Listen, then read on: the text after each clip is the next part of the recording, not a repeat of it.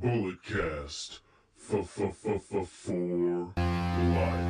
This is the American Nightmare, Cody Rhodes, and you are listening to the Bulletcast. Hello, ladies and gentlemen, and welcome to the Bulletcast, the only sports and recreational podcast that is simply just too sweet. I'm your host, Philip Antoine. I'm the African American Nightmare. I'm the leader of the selfish generation, and I've acquired a new nickname. I'm the Podfather. I'm joined in studio today by Mr. No Days Off, the Enforcer, Brandon. Hello, everybody. I've heard from the higher-ups there's no more profanity on this show, which is a crying shame. It's gonna be on and off. On and off. Okay. But let's get into the business, shall we? Mm-hmm. Dash Wilder from the Revival, he has suffered an injury and he will be out until early July. Sad. They're just getting their heat. I know. Beat the New Day 2 weeks in a row, and then the GTS broke his nose or something like that. Yes. So it hasn't hurt Finn Balor yet, so hopefully it won't hurt them. We'll see. Mauro Ranallo has started commentating again. Marvelous. Even though he can't do wrestling right now. Yeah, no, but he's gonna do some. He's doing boxing. He's gonna do like wrestling pretty soon. Because I heard he can't do wrestling until his contract's up, which is like in August. Yeah. So. Well, he said pro wrestler during a boxing thing. Ooh, the reins are off. Yeah, he threw some shade at Vince because we can't say pro wrestling on WWE TV. They're sports entertainers. Yes. Rosie from 3 Minute Warning. He's And the superhero in training. Yes, he's no longer with us. He died at the age of 47. Rosie was, of course, the brother to three-time world champion Roman Reigns. I went into my old toy bin of wrestling figures and I saw that I had them, so I pulled them out and put them on the shelf for the day.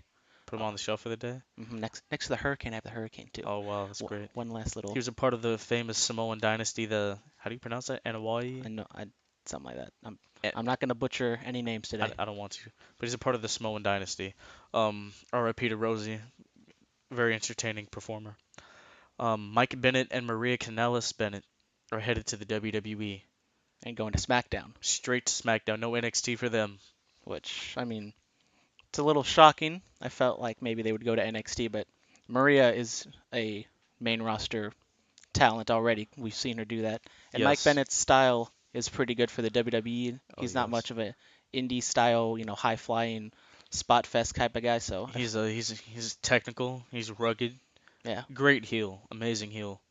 I hope he sticks with the miracle thing. yeah. I mean, he was all right in TNA. I wish he was going to be a little better because I Yeah. did like him in New Japan. I thought he was going to become like the world champion over there or something. But Yeah, I mean, he was the X Division champ. But that's Impact, so Impact can't do anything right. But I am course. very excited to see Yes. Maria. Oh man, she's really stepped up her game. hmm How do you think it's going to be with her and Dolph in the same locker room again? I don't know. Well, Remember they had a thing on technically television? they're not in the same locker room. She'll be in the women's locker room. On the same show. I don't know. We'll see. I mean- Cena also. Cena and Nikki Bella, they could be in the locker room with her. In the same. Cena just stays in his bus and comes out when his time is. Goes to grill him when it's time to Yeah. bury people. Did she CM Punk too? Well, CM Punk is Yes, Punk, he got around also. he gets around like Tupac said. That's a topic for another time. hmm Which wrestling moment made you cry or brought you close to tears? Okay, I don't cry, and I don't really get emotional that much, but I know, right? I think the most emotional thing I ever had was maybe when Daniel Bryan won the championship at SummerSlam against Cena, Yes. because I did not think it was going to happen, and then it did happen, and then I still have it on my DVR, even if I have the WWE Network, and I watch it every now and then, and once he wins and the confetti comes down, I just stop it there. I don't want to think about what happened afterwards. Oh, the Orton cash in. I don't know what you're talking about. The double heel turn. The birth of the Authority. hmm Mm. And then also when the Undertaker streak ended. But that was more like a shock and anger. We're than- still sad about that one. Yes. For me, I mean, Taker just his retirement thing, and then Daniel Bryan and Edge's whole retirement. I think for me, when AJ won the title, when he won the WWE title, I was close. I was close to tears of joy. Okay, I think the only time I might have actually produced one tear was Daniel Bryan's farewell speech. Oh man, that was sad. He kept talking about his dad who had passed away. Mhm. That was really sad. Yeah, but I think AJ when he won the title on 9/11, it hit home. He It was did it like for America. I know it was like the culmination of like 18 years of being in this business. He finally got to where he needed to be, became the top guy in the business. I loved it. All right, who was the worst world champion in wrestling history? Is it too early to say Jinder Mahal? I don't know. Oh Uh, man, we'll talk about that in a I little bit. mean, I mean, Jack Swagger. really? Okay, I don't really know. I wasn't watching wrestling, but just looking back and seeing Jack Swagger being a champion, I'm like, I mean, he had the tools. but What about Great Khali? that was bad too. I mean, you have to think about it like Vince McMahon was the WWE champion. David Arquette, the cop from Scream, he was the world heavyweight champion. That is the worst champion of all time. If we're going any company whatsoever, Any, David Arquette being the WCW champion is a travesty I mean, Sting, Flair, Macho Man, DDP, Goldberg, they held that title, and then you put it on an actor. It's like, because of a movie. what are you guys doing? Hmm. Oh, Vince Russo, you you put that thing down to the ground. So, can we agree David Arquette, Oh yes, by a long shot. worst world champion in history? Yes. All right. So, I'm a big fan of impressions. So, today we're going to name Brandon and I are going to name our top 5 performers on the mic, and we have to do an impression of one of them. I'm not the best impersonator. It's okay. So, do you Okay. want to go first or should I? You can go first. I can go first. Okay, yeah. All right, so I think I'll go top to bottom. I mean, bottom to top. All right, number 5, John Cena. All This right. his whole Doctor of Thugonomics gimmick, I loved it. And then most recently, like with his stuff when he first came back and he was in that program with AJ and Dean, those promos, and then his stuff with the Miz just recently, I really enjoyed that. CM Punk at number 4 Okay. because of course the pipe bombs, and he was just so good on the mic. He was so quick-witted and he could articulate, and it was amazing. Number 3, it's 2 people. Two people. Is this a tag team or is it a tie? It's a tie because I couldn't like pick like who was better. It's Rock and Austin. Mm, Yeah, okay. I mean, we're having differing lists right now. yeah. Because I mean, like Rock, of course, like his Rudy Poo, candied ass, all that stuff. And then Stone Cold talking about how he was gonna stomp a mud hole. I knew that was. I'll be honest. Stone Cold's not even on my top 5. Oh, I know. really? I'm not saying he's terrible. He just didn't crack the top He 5. just didn't crack the top 5. Yes. All right. Number 2, Chris Jericho. Did not crack my top 5 either. Really? Nope. I mean, Jericho when he first debuted, I mean, he was really one of the only people who could go toe to toe with The Rock on the mic, and that really got him to the undisputed title. And plus his work in '08 when he became that real heel who didn't sell any merchandise, and he didn't have to scream on the mic. He talked slow, and he used big words to draw people in. And then most recently, of course, the list. Don't get on the list. Yes. And number 1, the Nature Boy. The man who lived in the biggest house, on the biggest hill, on the biggest side of town. The man who wore shoes that cost more than somebody's house. Ric Flair. Took many women on Space Mountain. Oh, It's the man. longest line in town. Space Mountain, oldest ride and the longest line. Mm-hmm. Yep. So I guess I have to do an impersonation of one of these guys now. Okay. I mean, you don't have to. I mean, it's on the script. I mean, It's already in print. Just because it's on the script doesn't mean you have to say it. I kind of want to. Okay, you do you. All right, let me see. You talk about your Psalms, talk about your John 3:16. Austin 3:16 says, I just whipped your ass. Yeah, Boom. There you go. there we go. All right, Brandon, who you got? Okay, so number 5, I got Hulk Hogan number 5 Really? because he can get the people invested and get them to come into town and pay their hard-earned money. The Hulkster. The Hulkster, even though Eat your vitamins and say your prayers? Yep, even though he's on the blacklist right now, but just what he was able to do, heel, babyface. Actually, I think on another podcast we're gonna have to talk about like how good Hulk Hogan actually was. Yes, It's underestimated. because he's very smart with his own character. He knows what his character is, and he can connect to the fans and get the reaction he desires. Yes. All right. So then number 4, we have Mick Foley, Cactus Jack, Dude Love, all of those people on there because he has such a array of talents. He can be funny, he can be serious, he can be dark and sadistic. I love Cactus Jack ECW promos or any type of real serious Mick Foley promos because I agree. when he was, when he's trying to be lighthearted, kind Mick Foley, that's fine. But then when he kind of snapped on Stephanie and got serious, that's when Yeah. the best Mick Foley is. Kind of like Took me back. yeah, kind of like Cena. When Cena's, I hate Cena when he's trying to be funny and doing poopy jokes, but when he's actually But serious, when he's serious, he's brilliant. yes. So number 3, I have my boy CM Punk. I wish I could put him higher on the list, but these other 2 guys are, the best there is. I'm not gonna say the rest because Bret Hart definitely ain't on here. So CM Punk, I love CM Punk. He can, throw in the pipe bombs, and he's funny, but also in a, talking crap sort of way too. Just because like when he's on commentary, just throwing shade at everybody. Great. And then number 2, I have Ric Flair. Number 2, Okay. wheeling, dealing, limousine, riding, jet flying, all that other stuff. Yes. Number 1, I have The Rock. Okay. I know, so no Stone Cold anywhere, but I got Rock number 1. I kind of thought you were gonna go Dusty for some reason. I don't know. Dusty might have been number 6 or number 7 on the list. Yeah, so Dusty. maybe He's definitely in the top 10 for me. Dusty and Stone Cold are probably the honorable mentions on my list. Yes. So I got The Rock. I don't know, just because he's so entertaining and he can turn, chicken salad into, or chicken.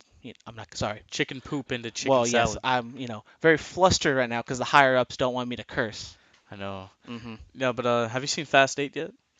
Honestly, I haven't seen a Fast and Furious since the second one. It's okay. This is like my first time going to actually watch one.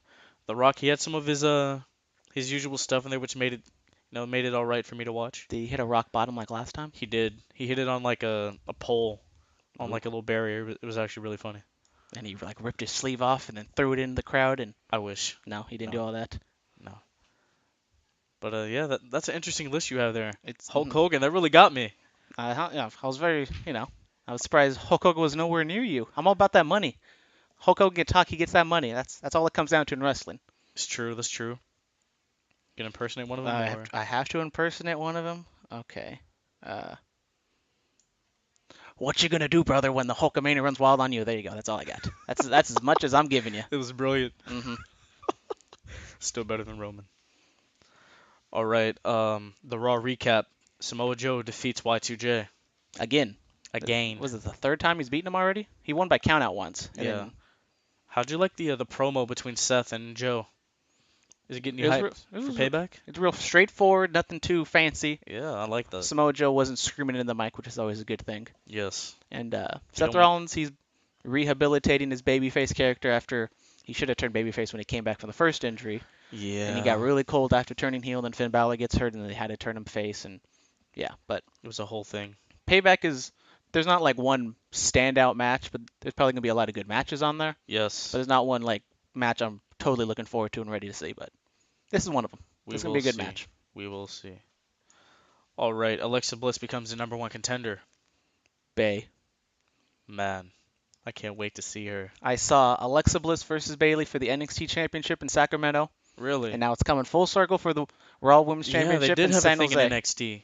When Yeah. she was with Alexa was with Blake and Murphy. Yeah, They had like the promo and Alexa like took the title and hid behind Blake and Murphy.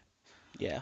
So Bayley won that match. Hopefully she can win this one, even though it is in her hometown. Do you and think? you never win in your hometown? I think Bayley might win, and then Sasha comes out and turns heel there.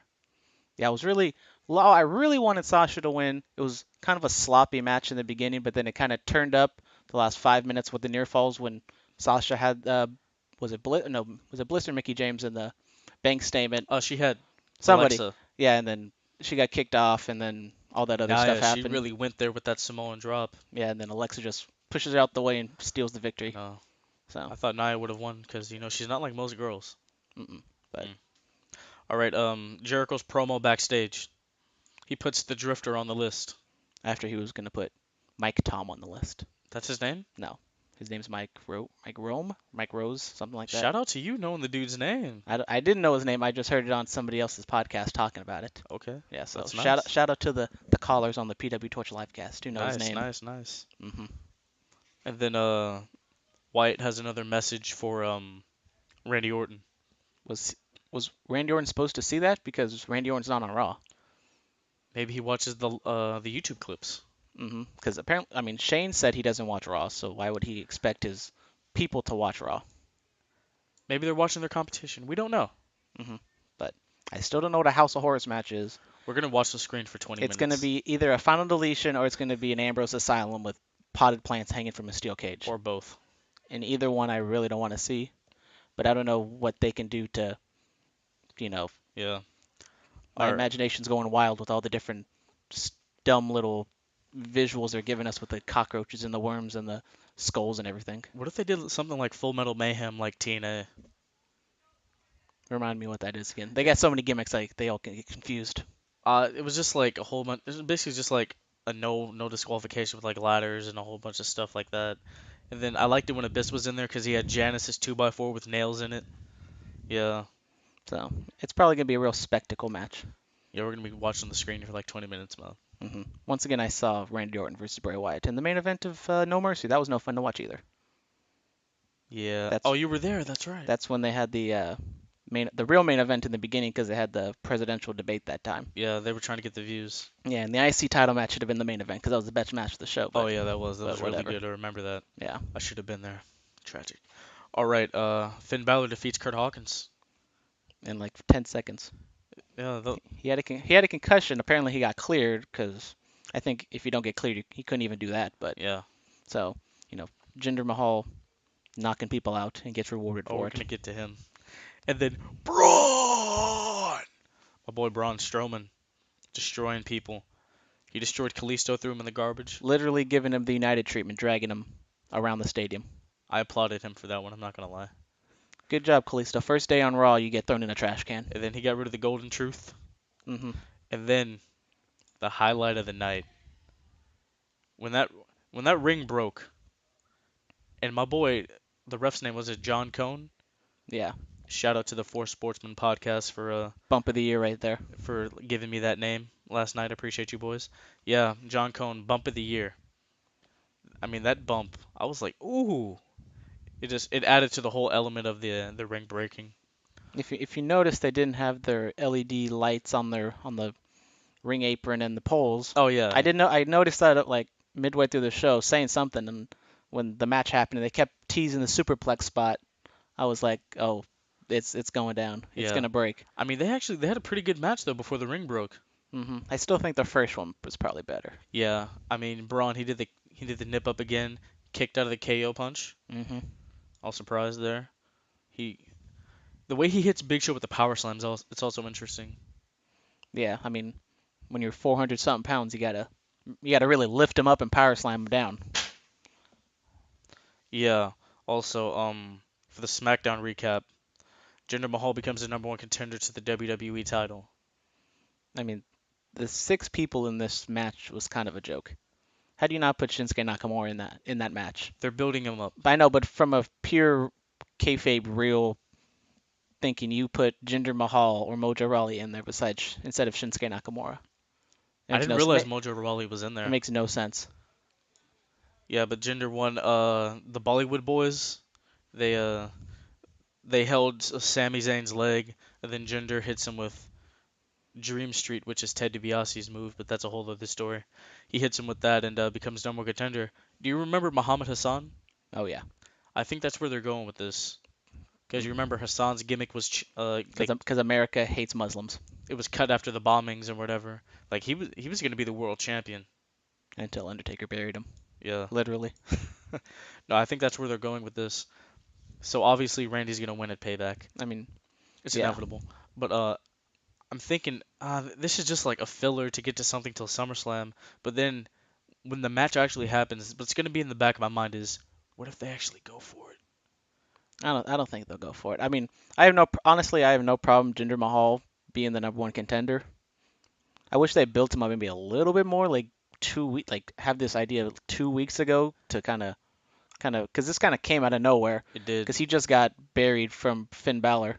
I mean, the week before. When Dolph won the last six-pack challenge, it kind of came out of nowhere. Yeah, but I mean, at least you can see Dolph Ziggler's a world champion. You can kind of you can kind of see that coming. But Jinder Mahal, what has he ever done? 3MB. Yeah. By the way, they're all in the same company. Just saying. they're back to get the band back together. But basically he has a brand new character now with the Bollywood Boys. So as long as the Bollywood Boys are like the reason he keeps winning, I'm fine with that. Yeah. Because like with Primo and Epico beating American Alpha, not exactly clean, but they kind of did with like a little bit of cheating. By the way, That makes no sense on to me. Talking Smack, Primo and Epico, they name dropped Carlito. Oh, they're getting the band back together. Ooh. Mahal's faction versus the Colognes? Are they still considered Are they still called the Shining Stars? No, I think they dropped They're that. just the Colognes again. They're just the Colognes. Okay. That's good. Because like they're good in the ring. They're really good. They're just that whole Shining Puerto Stars Rico thing. It wasn't working. Oh, I don't know why they came up with that in the first place. All right. Charlotte becomes the #1 contender for the SD Live Women's Championship. What was Natalia's plan? Like their plan was to confront her backstage, give her a shoulder bump. That really threw Charlotte off. I think they're just trying to let her know like, hey, you have a target on your back. I mean, if they really didn't want Charlotte to win, they would have just interfered and like attacked Naomi, and then Naomi wins, and then Charlotte doesn't get the championship match. But that's just too much thinking for WWE, television. Why don't they just let us? Like, I wouldn't want to deal with Vince. Really? That's way too much. I mean, I'd probably get fired after one meeting. I mean, should I just call like the 203 number? Like, should I just call New York and be like, hey guys, what's going on here? Yeah, but Charlotte versus Naomi. It'll be alright. It'll be fun. No Becky on the show at all. Oh yeah, and I was like, I didn't realize that till you just said that. I was like, yeah, Becky, she wasn't there. So Charlotte and Naomi are paired off. It's going to be Tamina and Becky next, I guess, as an undercard. All right. I don't know. Kevin Owens, the new face of America. He had an open challenge where he faced some jobber. What was his name? Gary Gandy or something from Louisville, like that. Kentucky. Yeah, he kind of almost botched the pop-up powerbomb. Yeah, he jumped like a step too early. Yeah, but KO being the brilliant guy that he is, he fixed it for him, which was awesome. And then he stays and does commentary for the Styles Corbin match in which Styles won. Via count out. Don't really see the babyface count out that much. I noticed. But that's a good finish. Last week Corbin he didn't get pinned, and then this week he hasn't gotten pinned or submitted. They're protecting him. Mhm. I mean, I wouldn't have AJ go over clean, but I wouldn't want Corbin to go over clean either. So it's kind of booking yourself into a corner. Yeah. But they found a nice way to get out of it. This was a really good match. Corbin, there's just something about him. Like you can tell when he walks to the ring, he has this. I don't like to say the word, but he has this swagger about him. Yeah. I mean, he's a big guy. He's good in the ring. He's all right in the ring. I like his promos.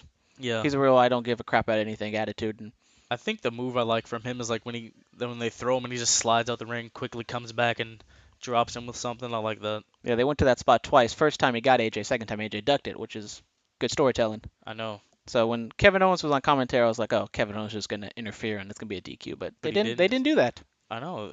They're trying to SmackDown's stepping away from the predictable. Switching up a little bit. I feel it. I like it. Let's see where they go in SummerSlam. So, I mean, is this the main event of Backlash?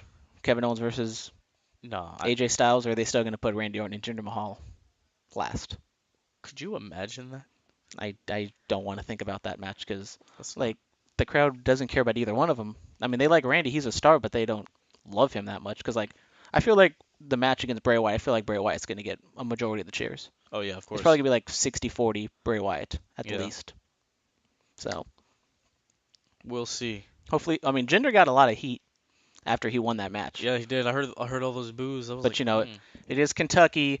They're not the most, liberal people in the world. I mean, the only good thing from Kentucky was Muhammad Ali. That's it. Mm-hmm. Isn't that the arena that his funeral was at, I think? Oh, my God. So there you go. Full circle.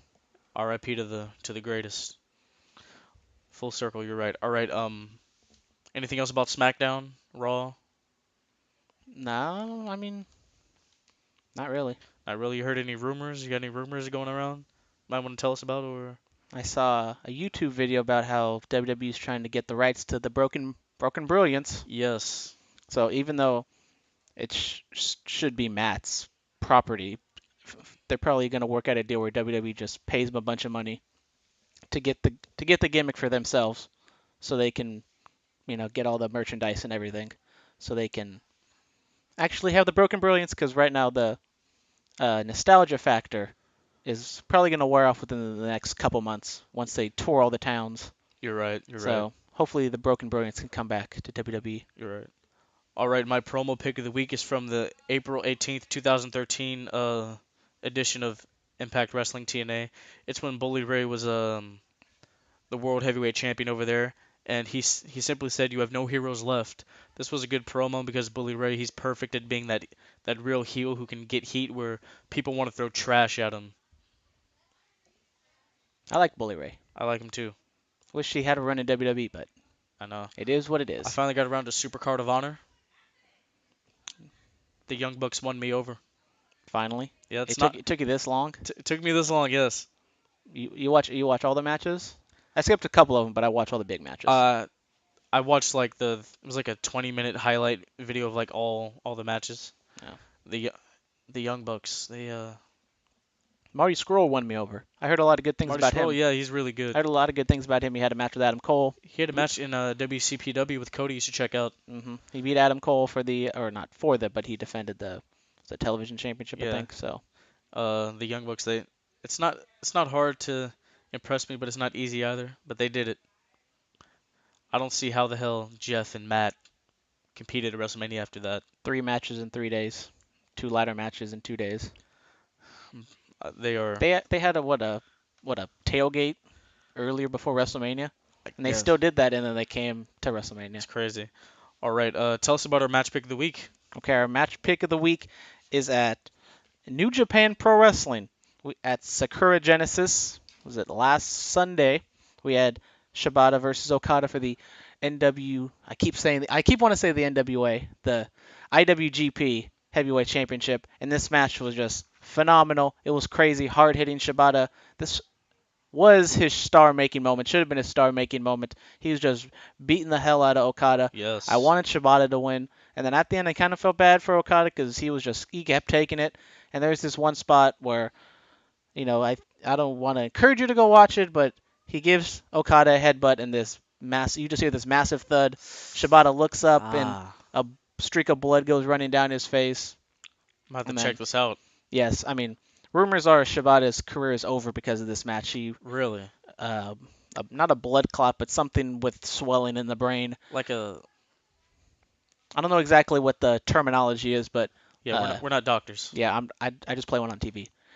But so basically, the rumors are that this was his last match because there's no way a doctor will be able to clear him for this. Oh my God. To wrestle again, which is a shame because I'm gonna have to go check this match after out. watching this match, I would love to see another rematch and have Shibata actually win, but this is, if you don't ever seen strong style, this is real strong style because Nakamura in WWE, that's not real strong style.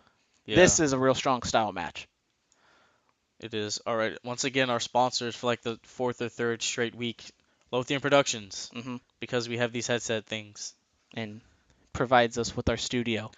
And there's no more room noise. That's always a good thing. All right, yeah, guys. Once again, you can follow us on Twitter at BulletCast. Tweet us questions. Tweet us things you want us to talk about on the podcast. Anybody, somebody. Anybody, somebody. One person. Anybody at all. I'd love to take it. Our DMs are dry. They really are. You can subscribe to our YouTube channel, The BulletCast, and also you can email us. BulletCast2, as in the number 2, sweet, SWEET @gmail.com. Yeah, so just do all these things. We'd love to hear from you guys. We'd love to know what you guys think. Any closing remarks? Not really. That's it. We love the listeners. We love the listeners. All probably 4 or 5 of you. Did you know? It's okay. We're growing. We're growing. Yep. Eventually. Stone Cold, better watch out. We're coming for your neck. I know. You too, Jericho. Eric Bischoff. I don't know who else. JR. Everybody has Colt a podcast Cabana, these days. Sam Roberts. Pete Rosenberg. We're coming after all you guys. BulletCast. This is our yard now.